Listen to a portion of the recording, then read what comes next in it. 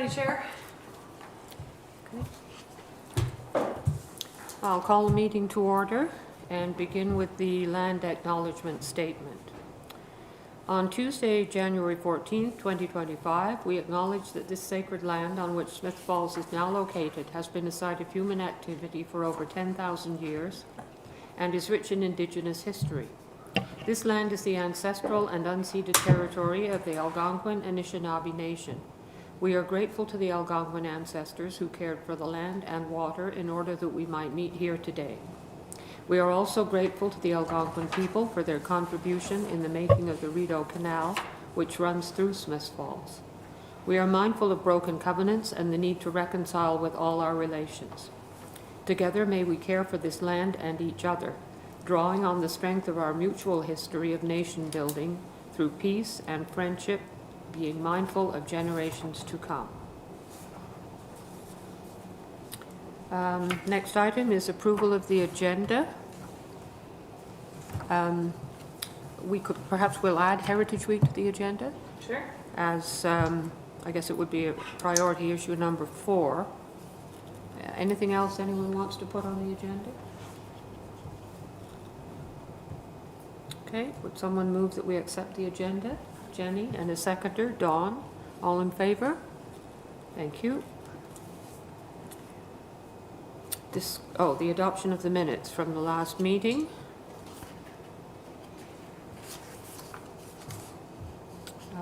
Any questions or concerns before we adopt the minutes? Sorry, Chair.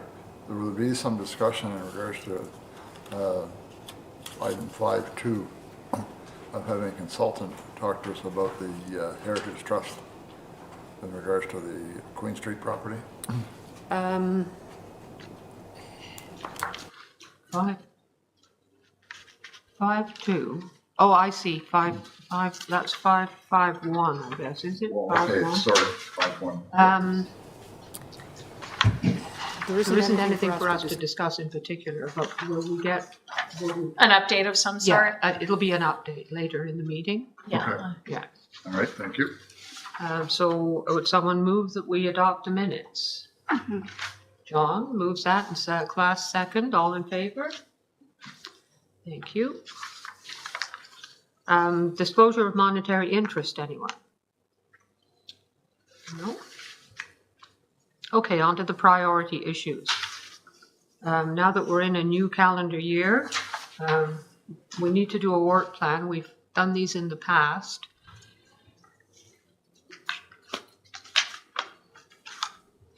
See if okay, here's the one that we did.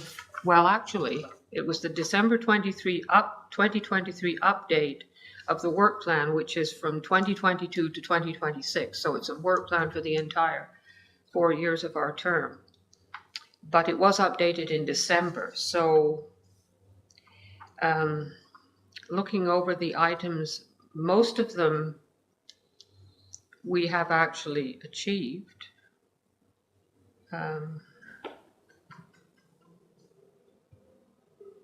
So I guess we can add things to the work plan if we want to. Do you want me to run copies of that for everyone and then we can? We'd have to do that for next meeting, wouldn't we? Or Sure. Yeah. If you want to. Yeah, one of them was a heritage symposium, which we've held. Reviewing the heritage register was another one, and actually that's the one that's outstanding. The review of the heritage register and what we're going to do about properties of interest, which is the next item on our agenda. Heritage Conservation District was on the list, and as we know, that's well underway. Existing heritage pedestals, some were replaced, and we have an ongoing investigation into a different form of pedestal, and we had our budget surplus held over to this year so that we could buy as many new pedestals as we can afford. I can update you later or whenever you want me to on that. Heritage Education and Initiatives was another one. That's mainly about Heritage Week. which we can discuss later on. And another one was the heritage designation plaques, which we would put on a property once it was actually designated as under the Heritage Act. And we have not bought any or found a new fabricator to deal with that. So that's something else that kind of goes together with new heritage pedestals. So is there anything that the committee would like to see added to the work plan for this calendar year that we don't already have on it? I don't think so. Right? The work that Algonquin College did you want to put that down as something to examine if you want a continuance of that project, or? I see that they're closing the campus. Yeah. We know That where was it a is. shocking piece of 2026, news. right? I think it sounds like a good idea, but eventually we don't be there to talk to. But yes, we have a deliverable from Yes. that, and we need to follow up on it. So that is something that we could put on the work plan for this year, that we're going to follow up on that in whatever way we decide. Sure. Anything else? Yes? Do you have one? Yeah, can I add something? Shall I go up there to talk? Or is it okay to yammer from the table over here? I think typical procedure dictates coming up here would be. I just want to confirm. I just want to go up here and be like, it's okay, stay there. So among some, I'm not a part of this committee quite yet, but I've definitely put an application to try to help you folks out and to do what I can and observe and offer what I've got. In addition to this one, a committee that I have been appointed to, though I haven't gone to a meeting yet, but I'm very excited to get involved with things, is the public or the Municipal Arts Advisory Committee, which previously had not been convening because it did not have quorum, but they've gained 2 members at the recent meeting, so their first meeting is imminent, and I'm excited to join them. One of the things that's on the docket there is the foot tunnel that you access at Daniels Street. No, not Daniel. Daniel's this way, and then it goes that way, underneath the tracks, and then it's got the foot tunnel. It's like 5-6 feet high, and about just this much wide. What's the do you have a proper Subway name? tunnel? There we go. It's on Victoria Street. Yeah. Oh, Victoria, yeah. There we go. And then, but it's the foot tunnel walk, Yes. where you, just for folks to walk through, it's got the 2 entrances that come down, cool thing underneath, and then you come up.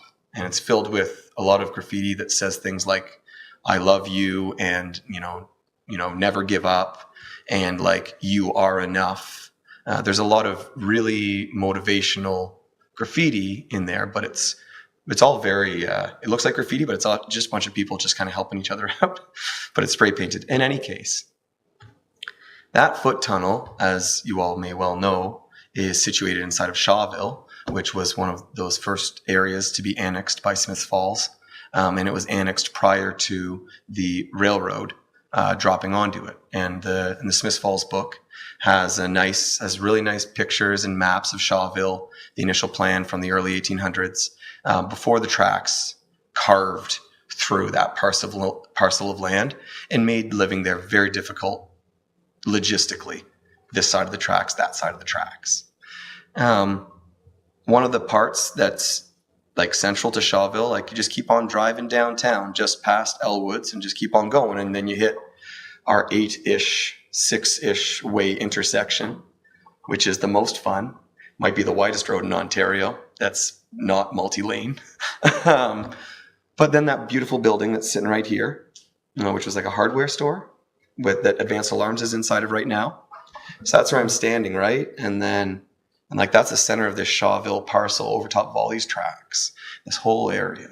And so a big question for the arts folks is like, how can we use maybe this foot tunnel and some of that passion that's inside of there, and some pride for maybe the area around there for the folks that use that tunnel every single day. And I'm looking at your walking tour. I'm thinking about Old Home Week, thinking about in February it's coming up. And I know that it was really beautiful for me to notice in the Smiths Falls book that this was a cohesive community that someone had a really nice vision for. But it's a bit of an island because there's train tracks running through it. There's no businesses over there. It's hard to get on either side of the tracks. We keep closing down things around there. The roundhouse, what purpose would that serve? Let's tear it down. It would have been kind of neat to have a roundhouse there right now, because that might be a cool spot to go and have a park, even though it's inside of it. But like, as I believe I heard in the last meeting, these are vulnerable places like Rideau Regional. What are we going to do to protect them or to protect parts of them? And I think Shawville and some of those areas give an opportunity to look at that foot tunnel, make folks feel like they're a part of Smiths Falls, because they're very close. And once you get to the arena and once you get onto McGill, is that McGill there or McEwen? It's like and now you're in a different town. But like, you go one block, and it's like, oh, it's desolate. Nothing could happen here. But like, I think maybe a whole lot could happen there. And it's beautiful and unique. And where are you ever going to find infrastructure to build a foot tunnel? Ever? It's pretty cool. But there's neat acoustics down there for someone to play a guitar, spoken words, some poetry, expression, a Ninja Turtles mural. I don't know. That doesn't cost any money. But anyways.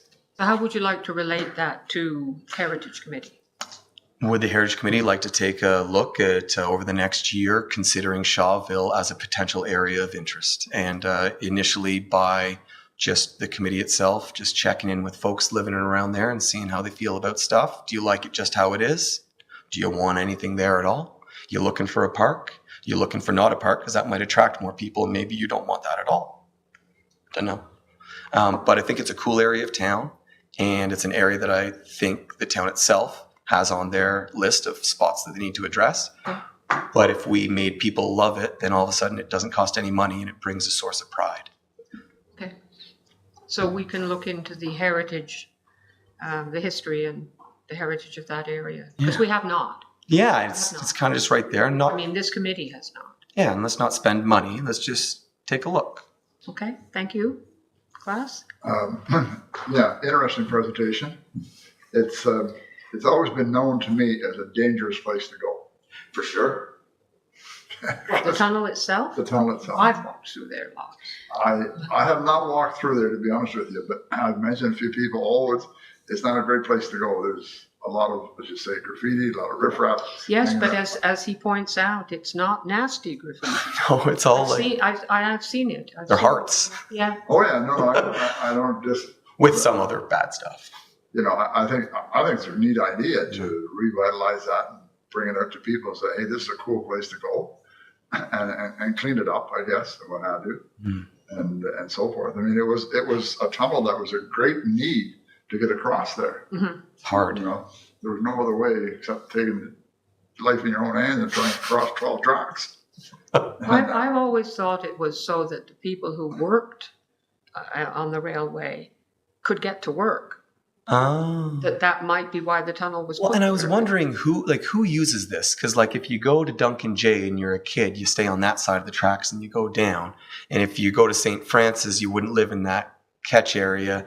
If you kids from the high school, but like adults, are adults going through it to get to work or to get? I don't know who uses I it. have no idea. But there's a lot of foot traffic.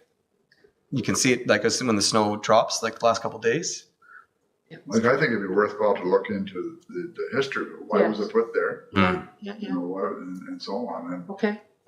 when you talk about where advanced alarms is, that originally was burst ignition. Burst ignition Okay. was the. Oh, because there's a garage is that original back there where it has a garage the bit? garage was there, I guess, for storage and so forth, but they sold car parts, Cool. ignition parts and all that kind of stuff. That's what that was back in the day, right now. I don't know who was there before them. I think it was the hardware store. Before Think that it was was a hardware It store? was originally a store where people, where the railroaders shopped. Okay. Or I don't know whether it sold food or equipment. I don't know. Yeah. It's got a beautiful ceiling in it. Mm-hmm. Okay, so we can. There's we more can. history to uncover. Yeah. Yeah, There's what? there's more history to uncover. Yes. But I'm listening to Jonathan about the walkway there, and there are safety issues with that. But having said that, that doesn't mean that we shouldn't look at it and see what we could do, because possibly we could get enough interest that we could turn it into something that people would be able to use and feel comfortable there. One of the big problems, from what I understand, and I have not walked it, is lighting. Yes. And I had at one time suggested that, you know what, maybe we'd put a grate in the ceiling of it so natural light could come through, but then you'd also have to be aware of the weather coming through. Yeah. But if we don't look at it, Yeah. nothing will ever happen. Well, take, for example, in Brockville, the railway tunnel they've done there. Exactly. You know, we could do something like that on a small scale. Small scales are achievable scales. You're right. You're right. And that was closed for years. All of those for years. I haven't been through the Brockville one. I've been by there. I have. It's pretty fun. Yeah. Lots of like, if folks are going down, so I'll bring in a little bit of my experience from the Arctic. It's a little bit intense, but small trigger warning of sorts. But sometimes for a lot of kids, it's a lot safer outside than it is inside. Yeah. And that's why we're outside at night. Yeah. And that foot tunnel is underground and covered, maybe safe. That's a safe place to go. Which is a heck of a place to start from, but if that's where we're starting from, that's kind of interesting too. And if we spruce it up and put lighting in there and make it a safe place to hang make out. it safe place to go through. You might like it. And if folks who are using it are a big part of it, I find that, you know, authentic ownership. I have no ulterior motive. I'm not trying to make money with this thing. Let's just see how we can connect those two sides. Okay. Sounds interesting. Sounds good. Anything else that anybody have any brainwaves about what else we might put on the work plan? I think our main focus for this year needs to be the properties of interest list. Yeah. And then there is the question of the symposium. Are we going to have another symposium this year? We talked about that last time, and I know, Jenny, you said you thought it was really important for us to keep doing it.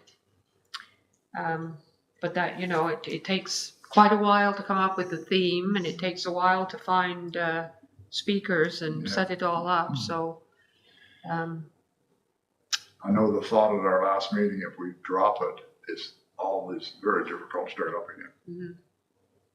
Yeah, well, we didn't do it during COVID, but that was the only time. Yeah. That's a legitimate reason. But somehow, Well, maybe members can give it some thought over the next month, and maybe somebody would like to take the lead this time, other than me.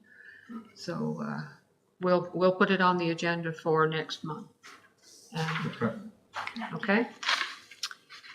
Chair, Yes. if it's helpful, I can recirculate to the committee the suggestions for themes that we've received already from people who had attended, sure. including Stantec consultants who had some suggestions as well. Okay, well, I put properties of interest on the agenda because we need a strategy. Whatever strategy we used in the past didn't work when it came to actually getting a property of interest that was a residential property designated. We didn't succeed in doing that. So I think before we try to go forward with any more designations, we need, first of all, a proper handout, a pamphlet to be given to the property owners, which describes the advantages and the benefits, I should say, I guess, of having your property designated under the Heritage Act. And the other thing I think that we're missing is an incentive. Somewhat like the CIP program, but perhaps an incentive geared towards the specific issue of designating a heritage property. I don't know how we go about that. I mean, maybe we need to do think about it and make some motion to council? I don't know. What do you think, Dawn? Well, I think educating people is the first, because my husband was in real estate for years, and if you asked a realtor, they'd tell you to stay away from it. Yes, I know. Yeah. So Gotta why did they think that way? What has them thinking that people are going to have their hands tied if they have this designation? So I think that's a big part, is educating people what it's all about, what you can gain from it, and that no, your hands are not necessarily completely tied. Just because you have certain windows within that building doesn't mean that you can't have them replaced with something that is available today and affordable today, maybe still having the same sort of look, but not exactly the same window. I think that's a big part of it. Yes. So you saying about having a package, I think that's very, very important. It's education, Yes. educating people. Yes, because people have misconceptions. Yes. They think that we're going to tell them what color of paint to use. Thank you. And your example about the window, if somebody comes along and throws a rock through my stained glass window, do I have to buy a new one exactly the same? Well, no. But yeah, so I mean, I'm quite happy to go doing some research on some of these properties of interest, but without the tools in place to make it attractive to the property owners, we're not going to, it'll be difficult. It'll be difficult. Class? Thank you, Chair. Could we take a look at, Perth has a lot of historic houses that are designated heritage and so forth, and people live in them. To contact those people and say, how was it for you when your house was designated heritage? It's my understanding that in Perth, people volunteer to have their houses Right. designated. Yeah. So maybe some comments from them to alleviate the fear of contacting people here. Yeah. Marie? With the next phase of the HCD starting, I'm happy to say Pauline Ange, speaking to your comment on about real estate agent, has joined the steering committee for the HCD. So she'll provide us with some That's good direction. news. Yeah, Yeah. Good. Oh, Provide very us. nice. So Yeah. join our committee. Yes. So Well, the steering joined committee. the steering The committee steering- for the HCD Not our committee, but yeah. No, that's good. and provide some insight in that respect as well. Yeah, go ahead. And I'd just like to echo, thanks, what Klaus said, authentic success stories of people that folks might recognize saying why they wanted to do it and they're happy with their decision. And you could kind of lean a little bit too, you don't want to give yourself bad press, but and address some of the fears too. Like, here's something I didn't so like about it, but these are the things that have come out from it. And this, we need to talk to people and make sure that it's trust and authentic trust. Like you said, we're not going to tell you what paint to use, but there are mechanisms in there where can people make you use paint? And that's, I think, what folks are so terrified about, right? Because it's pretty far reaching, but what protections are in place for someone's asset, and a house is someone's greatest asset. Right. That's right. And they're just trying to protect it. And so I respect that folks are apprehensive, but I also agree. I'm pretty sure it's a good idea though, because that's why it exists as a designation, but you need to navigate it with folks, and you find folks are the people that are going to help folks, and myself maybe if I can, navigate this and build trust. But yes, success stories. Do you want to do it? Just the example in Perth on Drummond Street, where the guy that did own Shopify, the renovation. Yeah. Huge house. Yeah. And that's a heritage house. But look what they've done to it. Massive changes. Yeah. Examples like that would be of Can interest. the common person, the non-Shopify person, did it it's hard for folks to replace windows. Is this going to help you replace your windows? Because that's maybe what people care most about. Jenny? With the update to the act, we now have a certain amount of time. What is the deadline for the ones that are on the list right now? Do we know? Was 2 years. It was 2 years, and then there were various attempts to lobby the government to extend that, but I don't know whether they did. Are we coming up on the 2 years since the changes have been made to the act, though? We've still got this year, I'm pretty Yes, sure. I think it's We the still last have year. this year, and It's 2026. I guess we need to find out what, I think it's 2026. yeah. Thank you. But, I mean, we need to find out whether it has been extended, or maybe it's in the CHO news.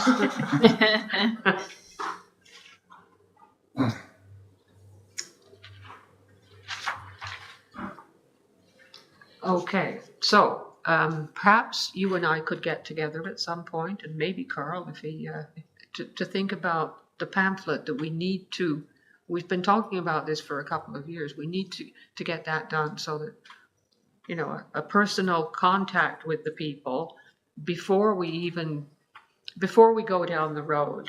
Because before we waited and we did the personal contact later in the process, and it wasn't the right thing to do.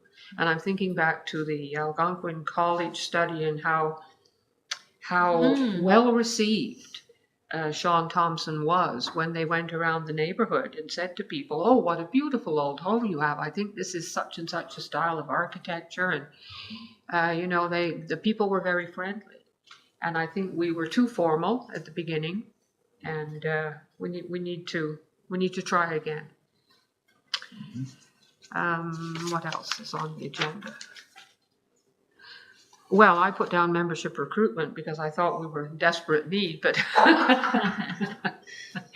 and we would still like to have more people on our committee. But I guess was it Chris McGuire that you were? Yeah, Yeah. Chris recruited me. Yes. If each one of us could recruit one person, yeah. just think what a robust committee we would have then. How many people can we have on this committee? 10. I think it's 10. Mhm. And then, okay, so Heritage Week. Yes, Heritage Week. Jenny's looked it up. It is the 17th to the 23rd. 23rd of February. What was that again, Jenny? 17th to the 23rd of February.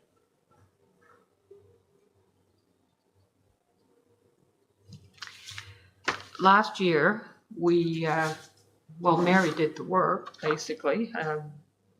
She did like a carousel on our website, and for each day of the week, each working day of that week, she posted one of the properties of interest that we had at that point recently identified as a property of interest. And I was just chatting with Jenny about it. I wondered if maybe we could do the same kind of thing this year, but focus on properties of interest that are going to be within the Heritage Conservation District, and draw attention to to those properties, because apparently lots of people looked at it. It was called Heritage Highlights. So we could take each one of the properties and do a story on those. Well, yes, and the information's already there. We because when we put them on the properties of interest list, there's some text talking about the history of the place and why we put it on the list. So just, it's public education, just to bring it to the attention of the general public who might look on our website. Oh, there's another lovely old building, and here's the story behind it. Are we able to do that, Marie, do you think? Is that? Yeah, I'll set that up with Joanne. And I think in terms of just approving text and all that, did you want to have a look at it to see what properties are selected, and we'll make sure you've got it outlined all in advance?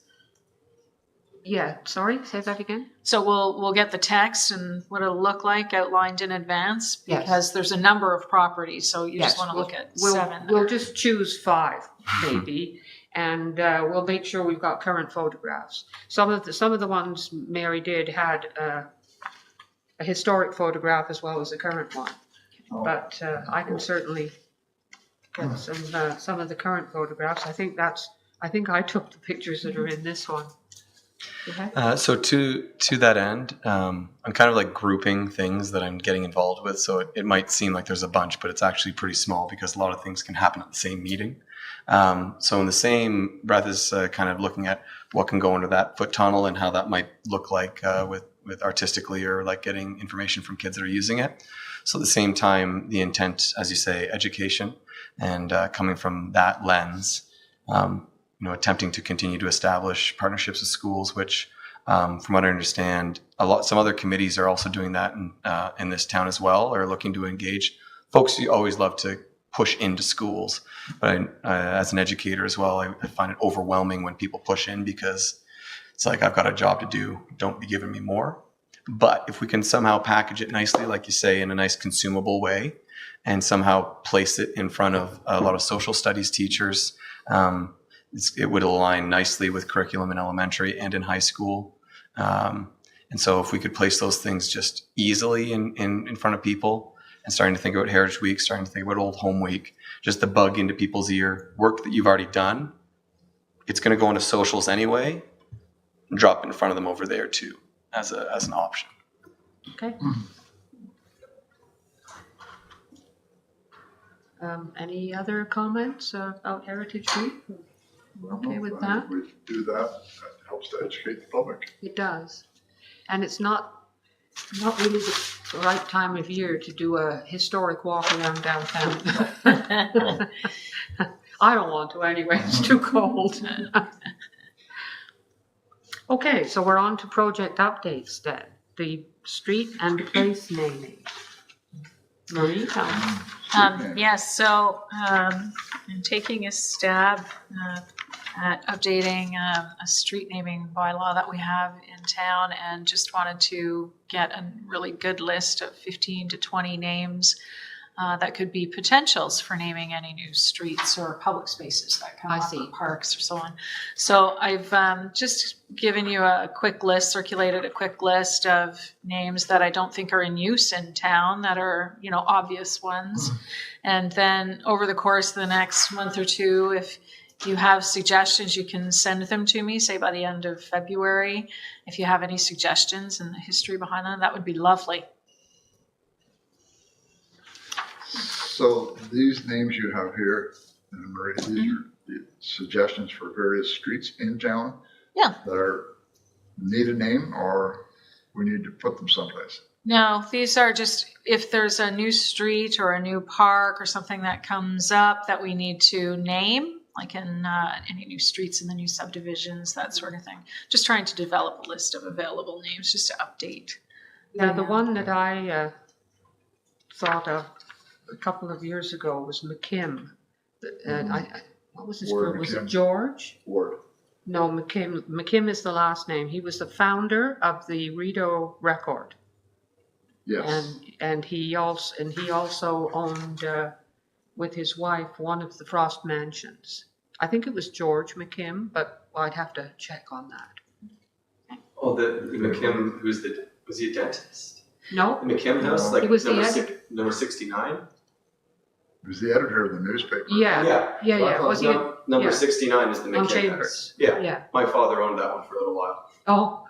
Just I thought and then his it first name caught was fire. I thought his first name was Ward. No, it wasn't Ward. I'm pretty sure it was George F. McKim. But 69 is definitely McKim House. Yeah. Whatever, if that's what I'm talking the McKim House, right. And we don't have a street named after him, so. No. In naming some of these streets, Marie, when you say the subdivision, they pretty well have gone ahead and named all those streets already. Yes, but I'm just saying in the future, if there's any new streets that come up. It's good to have a Need a list in name. place. If there Yes. are going to be new streets, aren't there? Aren't they Well, building there's going to be a more? lot more there, yeah. Where they've made those pyramids of gravel? They must be planning to. I don't know. Presumably. Maybe Don, who's in charge of it? Who has the authority of naming a street? Town Is it council. the subdivider? Town. They They would come to us for suggestions, but it's the town that actually has the authority. town. Besides Town them, council. So The there's developer- a developer- bylaw in place right now with an approved list We're just looking at updating both how the names are picked and the list itself. So that's what I'm looking for help with, is that But list. does the developer throw a bunch of names out there when he's getting a subdivision approval? No, there's a list. They No. pick from the They list. pick from a Pick list. from the I list. pick from a list. Traditionally, they just named them after all of their children, Right. before this current practice. Yeah, Because you're because right, that's used to, what- the developer is just named after all their kids. Yeah. But now you pick from an approved list. Yeah, 'cause Yes. that's what they did over off of Brockton Street there behind Circle K. And that's how they got Joint. Mary Street and Joint. Winifred Street. Yes. Yeah. Because they were children of Joint. John Joint. McGill Chambers. Oh, yes, but I think of the joint where the farmhouse is still there. Percy Joint. Percy Joint. He named them after His his children. kids. Mary and John. John, Marcia. Marcia, and so Where's on. that? Oh, right. Off of Brockville Street. Marcia Crest. Marcia Drive. Oh, Marcia that Drive. Marcia Drive. Okay. That's right. That area in there Yeah. was Percy Joint's property. He named them Mhm. after his kids. The McGill one, like McGill Street and all of those, that's all kids' names. And just like the same for the Spinellis at Donnybrook. It's just the name of all the Spinelli kids Mm. on Spinelli Lane. Like, I think this is a great idea for naming them after someone who's been a prominent person in Smith Falls. History. Yeah. You know, instead of allowing the developer name them. So, Thanks. Okay. So round table. We're speeding right along. great. How about I start with you, Marie?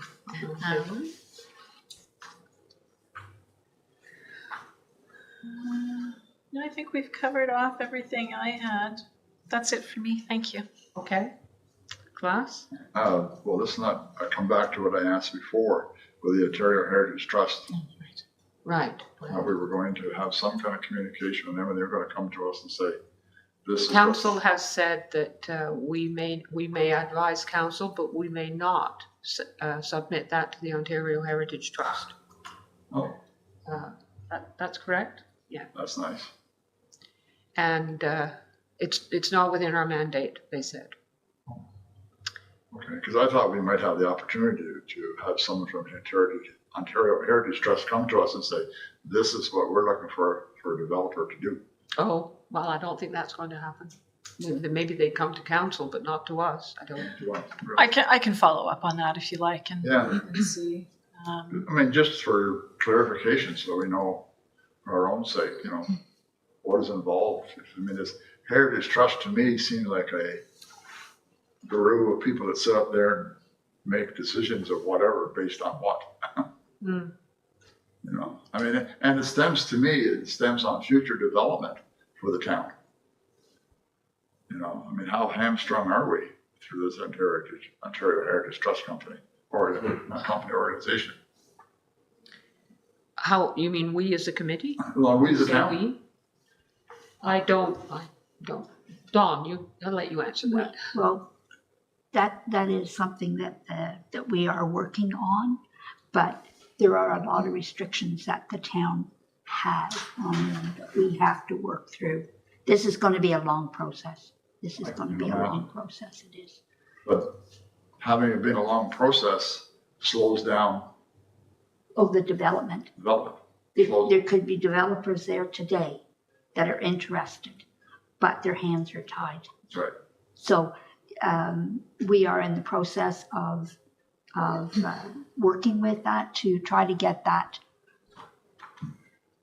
heritage designation, provincial heritage designation taken off so that we can move forward with that.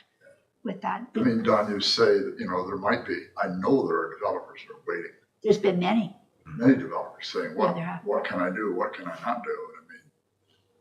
I mean, And you've likely heard me say at council, we better soon get doing something because the roof's leaking so bad, there's soon not going to be anything there to. they're gonna walk away, they're gonna go to another town. That's what they're gonna Well, do. we can talk about these things among ourselves, but we don't have any mandate with committee level. We don't. You can't make any recommendations. Well, we've tried. We already had a resolution and we approved it and it went to council. And council said that we do not have the authority to send it to the Ontario Heritage Trust. So it's up to council to deal with this issue, I guess, not us. Is it a priority for council, Don? Yes, Good. yes, definitely. Okay, It is a priority. I won't complain anymore. So just be there to listen and offer advice. You know, we all need that. But it's not the town of Smith Falls that's going to have the final say. We have to have the province have the final say so that it can free our hands, so that we can work with the developer, so we can do something out there. That may be true, but it's not the province that lives there, it's us. Mm-hmm. Maybe not, but So, if I may, no one's to blame, and we're all in this together. That's the preface. And I don't want to make too many grand statements, and I will circle this into something concrete. But to be fair, it seems since somewhere around the 70s, 20, 30-year period of like heinous, very scary stuff going on in Smith Falls for a number of years. And the train tracks, the canal, banks moving about. In the 80s, in 1981, we were way too overwhelmed with everything happening here to not engage with the heritage designation, just like Perth did, because we were asked, and council said no, because we were too overwhelmed. But it was also very clear that we had just as many beautiful stone buildings as Perth did in 1981. And it hasn't changed that much. But the big piece here is, what's there? How can we help? What can we preserve? What's vulnerable? We can learn from what happened in the past. We don't need to complain about it, but just notice that it's there, and that's okay. That frost and wood installation of beautiful brick, multi-story thing that came out where the giant tiger is, and then all the way up there when they exposed the foundations of it, when they did the addition to make giant tiger after Loblaws. And the footings are still there, all the way up to the corner where the frost and wood, beautiful. And at some point in time, we were like, we can't use this asset for whatever good reasons at the time. And I want to say there were probably good reasons, because we made the decision, and the decision you make is probably the best decision. Because It might have been Frost and Wood's decision. sure, it might have been. And this might be the developer's decision to knock down Rideau Regional. But here's where I'm honing in on. When this council, or when this advisory board sends messages to council and speaks in front of all these cameras and things, it's deeply meaningful. And right now, I've got a massive platform, and each of you have an even bigger platform. And I think the opinion of this advisory council is extraordinary in terms of its power and opportunity. So when a developer comes in and says, "What can I do?" These folks here, y'all know Smith Falls. So what part of Rideau Regional is important? Is it the driveway going up there with the trees on either side, looking like a park on either side? I remember going there to play football tournaments. You know, the Upper Canada District School Board just canceled going to other communities, or just they're adding on to focus on staying in community, where all of our schools going to go and play sports and things. We have parks, but there's a reason that we went to Rideau Regional to play flag football on the sides. Is it the first building that you see, and then the rest we don't really care too much about? So for Frost and Wood, could we have said, just keep this? Or like the Rideau School, just keep this archway, and is all that's left of that school. But that's a pretty wonderful memory to have that archway there, and the whole school almost went down. But I can't remember the woman's name who advocated for it. One of you might remember her. Who advocated for that? Yeah. The Buffin family, To keep the arch, right? my relatives. And if they didn't, it would have gone down, right? And no one had to do it, but it felt right to do it. And in a world of truth and reconciliation and recognizing where we are and what we're doing, authentic decisions about care and trust are what help us. And we're not trying to stifle development, because it's really nice to remember. And that's what keeps us going. Money doesn't. But memories, they feel wonderful. That's right. And for you to look back at that with the Buffin family, isn't that a nice connection? But adding to that a little bit, and Don will remember this, I spoke out tremendously loud against putting the eminence base there, Okay. because it would have blocked that archway. Mm-hmm. Eventually, it would have been in the road, and they would have tore it down. There you go. That's what this committee does. That cost me big time when I Sure. fought against that. But that's why you're not a counselor, and that's why you're sitting there to advocate. We've got latitude in here that councillors don't have. And that's why committees exist. So it means a lot, I think, what everyone says up here. Okay, that answer your question, class? Yes, it does. Okay, So yeah.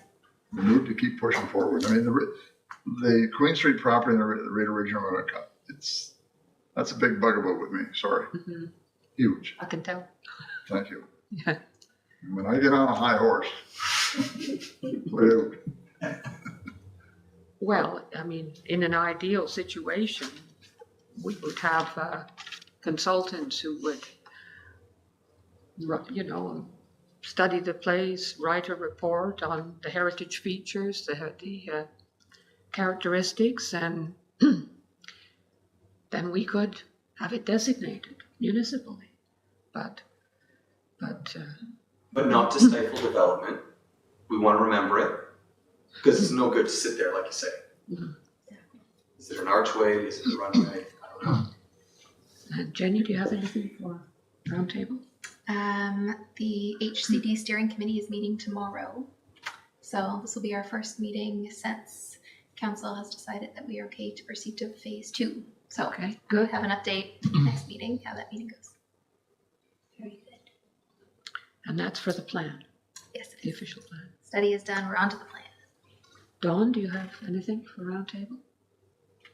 No, I'm just listening to everything that's going on here. And I know that council is telling you that you don't have the mandate to step into the Gallipo property and be able to have control over that. But that doesn't mean that council doesn't want you there. They do. It's just we have to deal with what's in place right now. And then we can move forward. And we have to do it in such a way that a developer can still develop that property.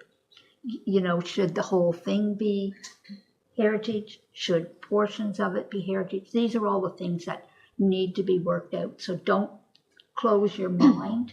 Keep your mind open. Think about what could work the best out there, what should be preserved, what doesn't necessarily have to be preserved.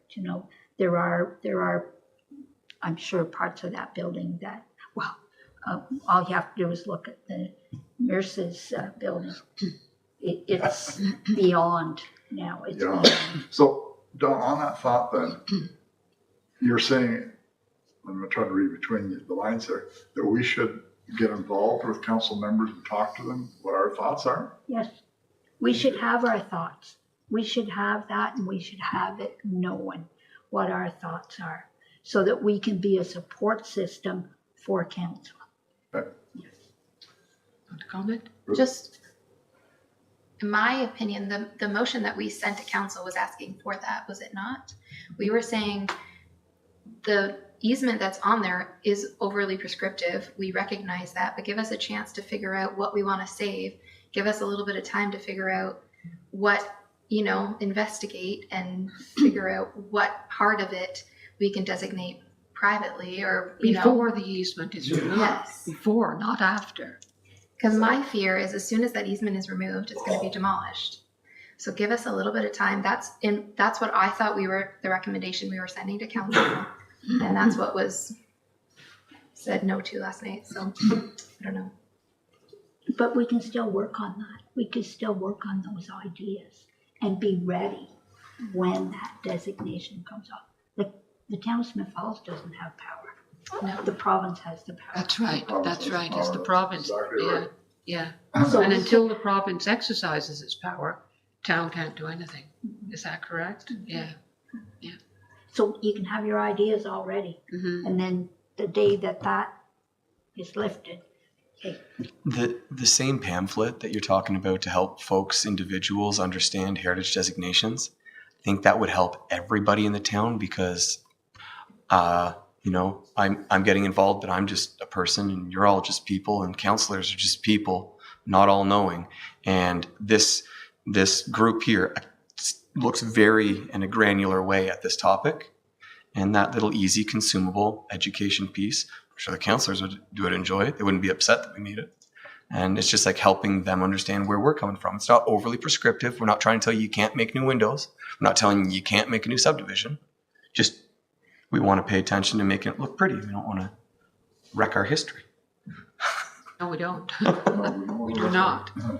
History, but we do want to Anything? move forward. Yeah. Forward.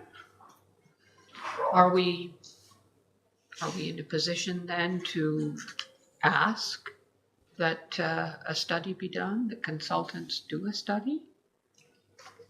Okay. I'm not sure that we're in that position yet, Okay. but don't close the door. All right. Anything else for roundtable? No. Okay, the next meeting is February the 11th, Tuesday, second Tuesday of the month. Would someone move that we adjourn the meeting? Dawn, thank you. Meeting adjourned. Thank you. Okay, let me just